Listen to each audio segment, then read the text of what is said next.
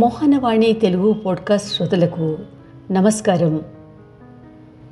అక్షరమాల శ్రీ వేమరాజు సూర్యనారాయణమూర్తి గారి ఊహాచరిత అనుభవ సహిత కవితా సంకలనం నుంచి అక్షరమాలగా ఆట కథరా శివ చదువుతున్నది శ్రీమతి శ్రీమణి గారు.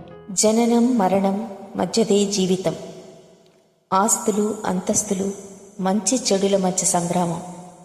ప్రేమ మోహము, హత్యలు ఆత్మహత్యల మధ్య ఉన్మాదం.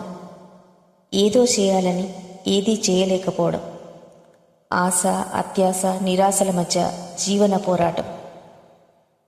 గ్రామాల్లో గోవులు లేవు గొడవలు తప్ప, పాలు లేవు ప్రాణాలు తీసే చీపు లిక్కర్ తప్ప, పాడి లేదు పంట లేదు పగబట్టిన పేదరికం తప్ప.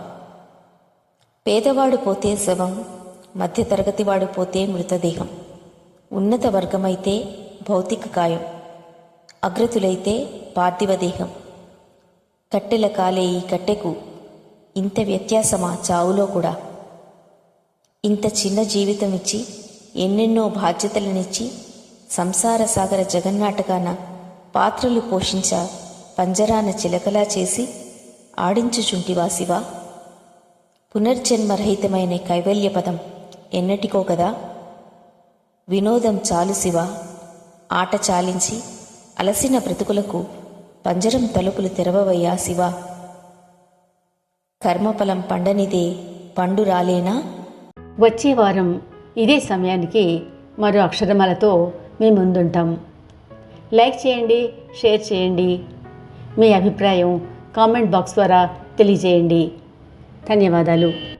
మోహనవాణి తెలుగు పోడ్కాస్ట్ ఛానల్ని లైక్, షేర్, సబ్స్క్రైబ్ చేయండి. ప్రక్కనున్న గంటను మ్రోగించండి.